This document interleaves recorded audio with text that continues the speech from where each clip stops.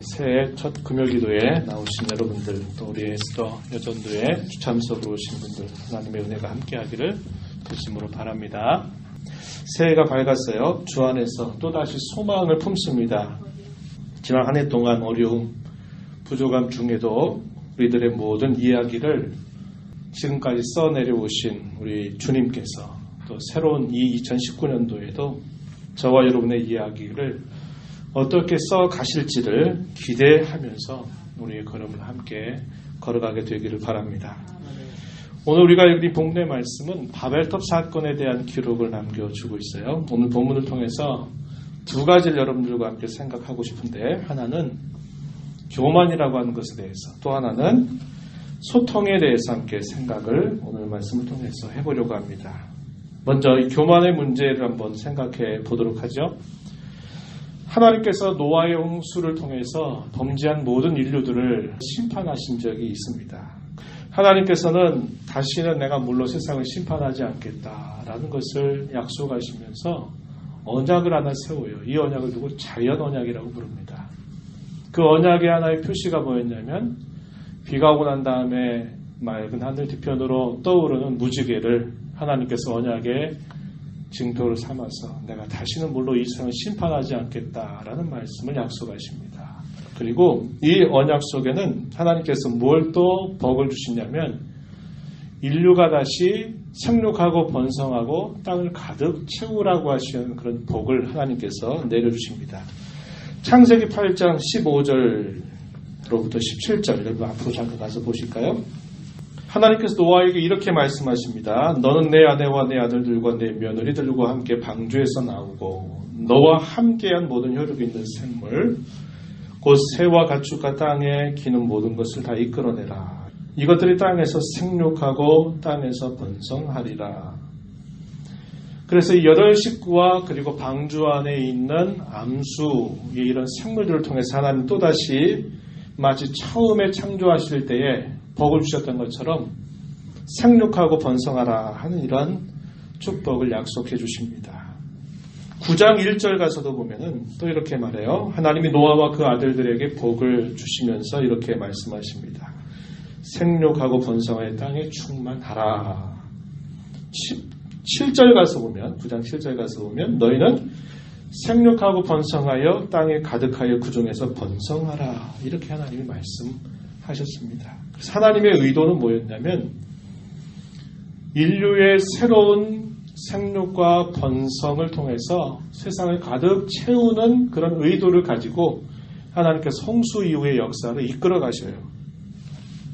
그래서 오늘 우리가 읽은 본문 앞에 창세기 10장에 보면은 족보에 대한 기록이 남아 있습니다. 노아의 세 아들이었던 함과 셈과 야벳. 그래서 10장 2절부터 5절 내용에서는 야벳의 자손들이 어떻게 번성하게 되었는가. 그리고 6장 6절로부터 20절 말씀에서는 함의 자손들이 어떻게 번성하게 되었는지, 그리고 21절로부터 31절 긴 내용을 통해서는 셈의 자손들이 어떻게 번성되었는가 그 계보를 소개하고 있습니다. 그러면서 그 계보를 소개하는 마지막 절 부분, 예를 들면 5절, 20절, 31절 이 말씀들을 보면은 각기 언어와 종족과 나라대로 자손들이 번성하였다는 것을 말해주고 있습니다. 이렇게 하나님께서 이 세상의 역사를 이끌어 가시려고 하는 의도를 하나님이 보이셨고 하나님의 뜻으로 알려주셨는데, 그 가운데서 함이 아버지 노아에게 범죄하죠. 함의 자손들 중에서 이 함의 자손들을 중심으로 해서 동방으로 그들이 많은 인구를 따라서 옮겨가던 중에 시날 평지를 만나게 됩니다. 이 시날이라고 하는 말을 다르게 말하면 바벨로니아를 말하는 겁니다. 오늘날 바벨론 지역을 이 시날이라고 하는 말로 표현해요. 이 시날 평지에 만나서 사람들이 거기서 살면서 거기에다가 성읍을 쌓기 시작하고 높은 탑을 만들기 시작합니다. 하나님이 말씀하신 하나님의 의도는 이 흩어져서 더욱더 세상을 가득가득 채우려고 하는 의도였는데, 함의 자손들 가운데 이 시날에서 만났던 사람들은 거기다가 성읍을 짓고 탑을 쌓으려고 하는 것을 보이므로 자신들이 흩어지지 않으려고 한 겁니다. 우리는 흩어지지 말자라고 말한 겁니다. 의도 자체가 하나님의 의도를 반대하는 그런 의도를 가지고 있었다는 겁니다. 그리고 거기에다가 성읍을 만들고 높은 탑을 쌓는데 그 의도는 뭐냐? 자기들의 세상을 찬란하게 만들어보자 라는 그런 의도를 갖고 신할 평지에다가 이런 일을 시작했던 것입니다. 창세기 10장 8절 한번 가서 보실까요? 8절로부터 10절 말씀에 보면은 함의 자손들에 대한 소개를 쭉 하던 중에 이 함의 아들 가운데 구스라고 하는 아들이 있죠. 구스의 아들 중에 누가 있냐면 8절에 보니까 니므롯이라고 하는 아들이 있었습니다. 그런데 이 니므롯은 세상의 첫 용사다. 아주 전쟁을 잘하는 그런 자손이었다 이야기합니다. 그리고 9절에 그가 니므롯을 말합니다. 여호와 앞에서 용감한 사냥꾼이 되었다. 속담이 만들어졌다고 이야기합니다. 야, 쟤는 여호와 앞에 니므롯 같아. 이렇게 말하면 아주 용맹스러운 그런 사냥꾼을 말하는 속담처럼 이 니므롯이라고 하는 자손들이 큰 용사가 되었음을 이야기합니다. 그리고 10절에 보니까 니므롯의 나라입니다. 그의 나라는 시날 땅, 어디라고요? 바벨론 지역이라고 했죠. 시날 땅의 바벨을 에렉과 아카드라는 말로도 알려져 있어요. 갈레에서 시작되었다 말합니다. 니므롯이 나라를 세웠어요. 근데 그 나라가 어디에서 시작됐느냐? 시날 땅의 바벨, 에렉, 갈레에서 그의 나라가 시작됐다. 하나님께서 기뻐하시는 나라가 아니라 자기들의 세상 나라를 세우려고 했다는 것입니다. 그에 대한 배경이 이제 11장에 보니까 시날 땅으로 그들이 많은 인구가 번성해서 옮겨가던 중에 야, 우리 더 이상 흩어지지 말자. 여기에다가 우리의 성읍을 쌓고 큰 탑을 쌓아서 흩어지지 말자. 이런 것을 하게 된 것입니다. 4절 말씀으로 본문으로 와서 보세요. 뭐라고 말하냐면 자, 성읍과 탑을 건설하여 그 탑 꼭대기를 하늘에 닿게 하여 우리 이름을 내고 온 지면에 흩어짐을 면하자. 이것이 바로 뭐냐? 그들의 교만한 태도가 나타났다는 것을 가르쳐주고 있어요. 오늘 우리가 읽은 말씀 4절 한번 다시 가서 한번 보세요. 자, 그들의 탑의 꼭대기를 하늘에 닿게 하자. 그런데요, 5절에 보세요. 5절. 여호와께서 사람들이 건설하는 그 성읍과 탑을 보려고 뭐 하셨더라? 내려오셨더라. 자, 사람들은 마치 하나님이 계신 것처럼 하늘에 닿도록 이 탑을 쌓아보자고 계속 탑을 올려가고 있어요. 아주 놀라운 지혜를 발휘해서 건축수를 가지고서 계속 높게 쌓아가고 있는데 하나님은 어떻게 하신다고요? 그 성읍과 탑을 보려고 내려오셔야만 했다는 겁니다. 이게 하나의 문학적인 기법이에요. 기법. 사람이 교만한 마음을 가지고 하나님 앞에 올라가려고 해도 올라갈 수 없다는 거예요. 하나님은 내려오셔야만 만난다는 겁니다. 그게 무슨 말이에요? 그들이 교만한 태도를 갖는 이 모든 것들이 하나님 앞에 얼마나 허망한 것인가 하는 것을 이런 표현법을 통해 가지고 보여주고 있다고 하는 겁니다. 사람의 이러한 시도 자체가 얼마나 하나님 앞에 아무것도 아닌 것인가를 보여주는 그런 표현이에요. 교만이 뭘까요? 하나님을 대적해서 자기들의 세상을 만들고자 하는 것. 이거 바로 교만이다. 우린 이렇게 정리할 수 있다는 것입니다. 두 번째는 소통의 문제입니다. 소통의 문제. 사람이 말을 하고 문자를 기록하는 것은 하나님 우리 사람에게, 인류에게 주신 아주 크나큰 선물입니다. 사람만이 알 수 있는 놀라운 능력이 되는 것이죠. 그래서 사람이 말을 하는 것이나 어떤 언어를 표현하는 것은 그것은 하나님께서 주신 참으로 놀라운 선물입니다. 왜 하나님께서 그 언어라는 것을 선물로 주셨을까요? 하나님과 교제하고 그분 안에서 가족들이 번성하고 또 가족들이 번성하면서 하나님이 원하시는 그런 인류를 만들어 가고 그 안에서 하나님이 기뻐하시는 그분의 나라를 이루려고 하시려고 주신 귀한 선물이 이 언어였습니다. 그런데 이 사람들이 이 언어가 같고 하나가 되니까 생각하는 게 뭐냐면 우리가 흩어지지 말고 우리들의 세상을 만들어보자 이렇게 사람들이 생각을 한 거죠. 그들이 교만한 마음을 품게 되니까 하나님께서 어떻게 하십니까? 하나였던 언어를 혼잡하게 만들어버려요. 이제 거기에서 바벨이라고 하는 말이 나왔습니다. 그래서 이 바벨이라고 하는 말은 혼잡게 한다, 섞는다 이런 뜻을 가진 말입니다. 그들이 소통하고 하나가 돼서 말이 통하고 하나가 됐을 때 그들의 의도는 하나님의 의도를 반대하는 것이었고 하나님이 원하시는 그런 삶을 그들이 만들어가는 게 아니라 하나님과 상관없는 자기들의 세상을 만들려고 이 언어가 하나로 있었다는 겁니다.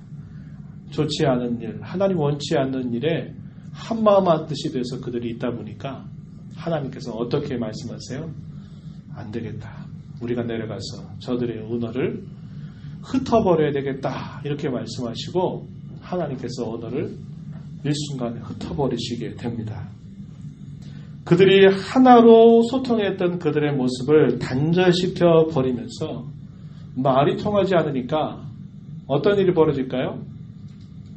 우리 유집사님이나 건설 현장에서 일하시는 분들이 딱 일하고 있는데 우리말을 하나도 모르는 저 동남아시아 스리랑카의 어떤 한 사람이 와가지고 한 사람을 데리고 일한다고 한번 생각해 보세요. 벤치 가져오고 가져오라고 그러는데 어떻게 하겠어요? 가져오겠어요?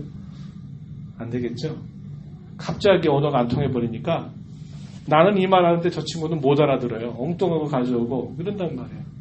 그러니까 그 모든 시도들이 다 어그러지게 되버리고 만 겁니다. 그래서 말이 통하는 사람들끼리 각각으로 싹싹 흩어져 버리면서 하나님께서 의도적으로 그들을 흩어버린 거예요. 왜 흩어버리셨을까요? 그들이 교만해서 하나님을 향해서 헛된 도전을 하고 있는 것을 하나님이 결코 원치 않으셨기 때문에 하나님 그곳에서 언어를 흩어버린 겁니다. 오늘 우리가 읽은 본문 가운데서 7절 말씀만 보세요. 자, 우리가 내려가서 거기서 그들의 언어를 혼잡하게 하여 그들이 서로 알아듣지 못하게 하자. 이렇게 하시고서 하나님께서 9절 가서 보니까 그 이름을 바벨이라 하였다. 바벨. 무슨 뜻이냐? 이는 여호와께서 거기서 온 땅의 언어를 혼잡하게 하셨음이니라. 여호와께서 거기서 그들을 온 지면에 흩으셨더라. 이렇게 말씀하고 있습니다. 왜 언어가 흩어져서 소통이 안 되게 됐느냐? 그들의 교만에 대한 하나님의 벌이었다는 겁니다. 그 이후로 모든 인류들은 말이 통하는 사람들끼리 세계 곳곳으로 흩어져서 오늘날의 수많은 인구를 이루게 되었다는 겁니다. 그런데 이런 언어의 혼잡이 통일되는 한 가지 사건이 발생했습니다. 그게 언제냐면 오순절날 성령께서 교회 가운데 임하신 날이었어요. 우리 성경 한번 가서 보겠습니다. 사도행전 2장으로 한번 가서 봐요. 2장 7절로 한번 가서 보겠습니다. 사도행전 2장 7절. 자, 어떤 일이 발생했냐면 주님께서 승천하시면서 너희는 여기를 떠나지 말고 여기서 기도하라고 말씀하시고 승천하시고 그런 다음에 10일 정도가 지나게 되니까 유대인들에게 큰 명절 오순절이 임하게 됩니다. 이 오순절날 기도에 힘쓰고 있었던 이 마가의 다락방 120명의 신자들에게 성령께서 강하게 임하셔가지고 그들을 충만하게 하시는 겁니다.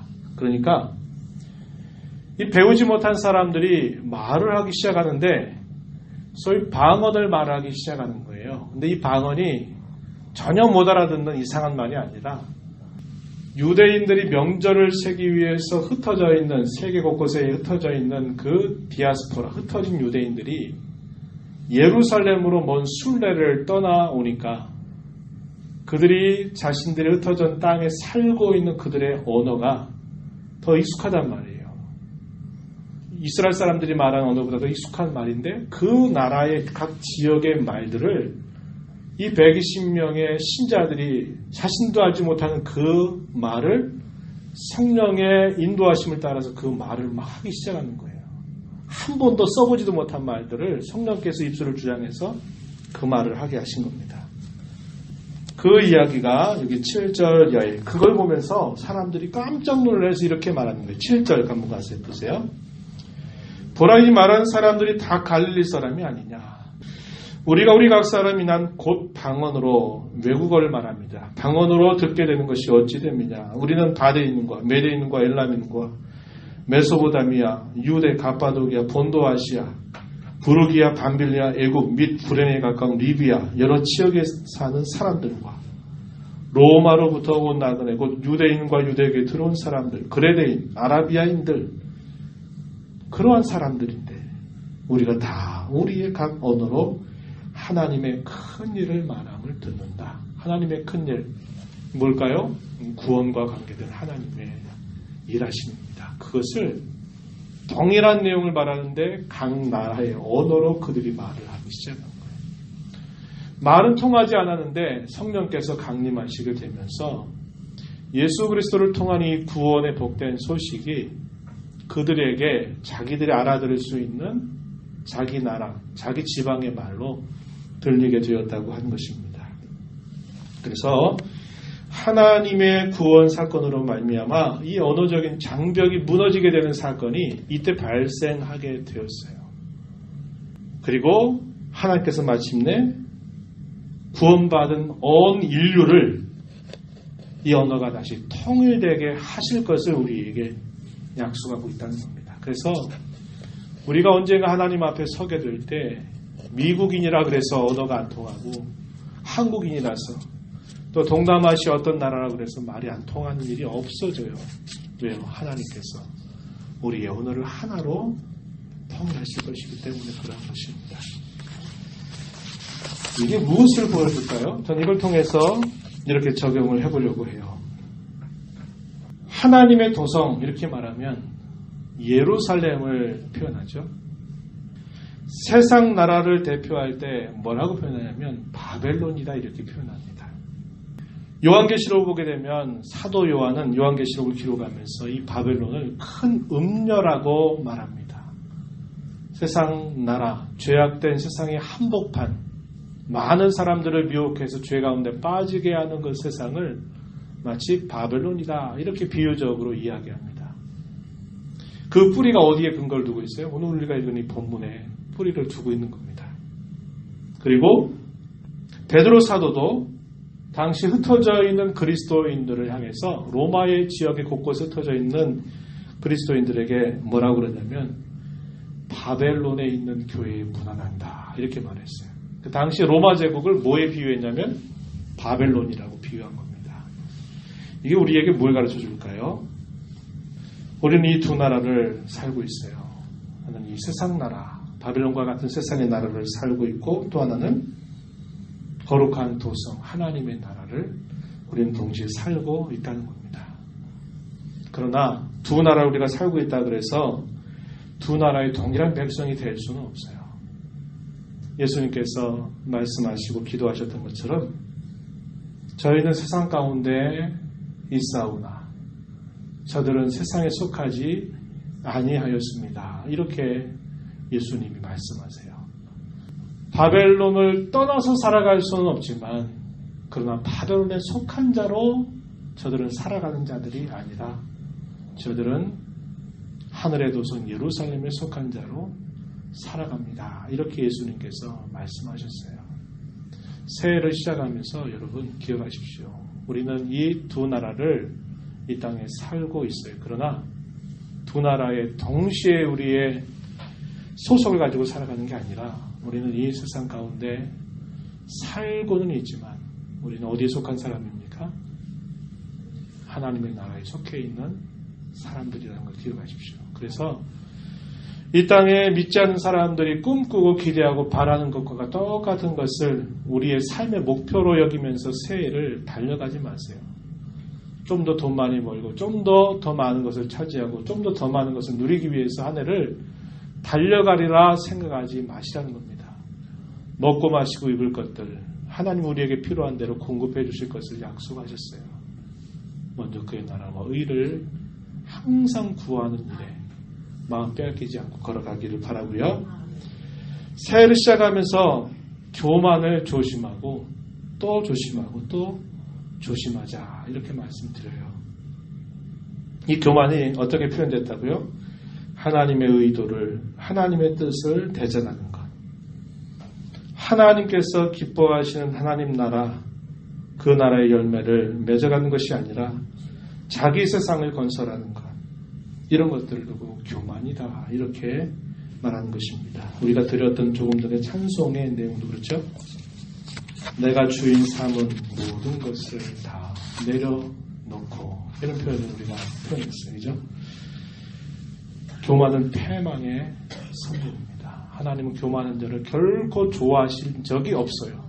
없어요. 하나님의 뜻에 우리 자신을 맡기고 그분의 나라를 세워가는 일에 우리의 힘을 모으자는 겁니다. 하나님의 나라를 세워가는 것.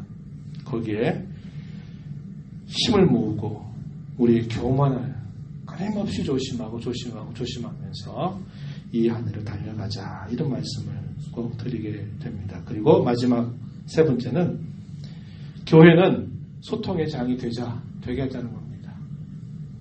죄악된 세상 가운데 사람들이 소통으로 하나가 되니까 뭐를 하는 거예요? 하나님을 대적하고 자기들 세상 만드는데 한마음이 돼가지고 움직이다가 결국 그 탑이 무너져 내리는 그런 벌을 받게 되었죠.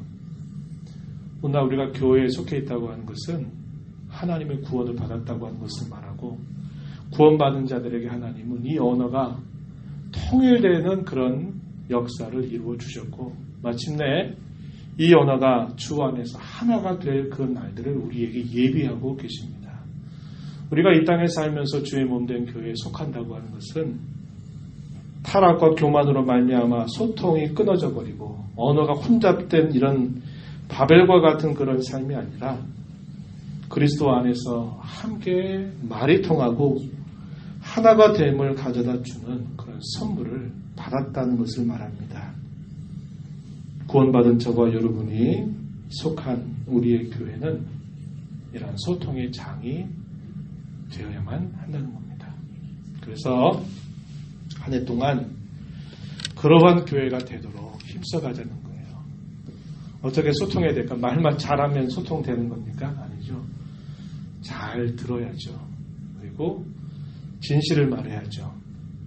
잘 들어주고 잘 말하고 진실하고 그래서 서로가 딴소리하지 않고 같은 소리를 내고 서로의 같은 마음을 확인하면서 우리가 이 한 해를 달려가자고 하는 것입니다. 오늘 이 자리에 있는 우리 에스더 요전도 회원들 그리고 이 자리에 함께 있는 우리 모두가 우리 성은교회 한 해 동안 구원받은 주님의 백성들로서 마음과 마음이 서로 소통되고 서로가 서로의 진실함을 잘 소통해서 더욱더 교회가 유기체처럼 생명체처럼 활발하게 움직이고 주님이 원하시는 일들의 한마음 한뜻을 이루어가는 우리 모두가 되기를 진심으로 바랍니다.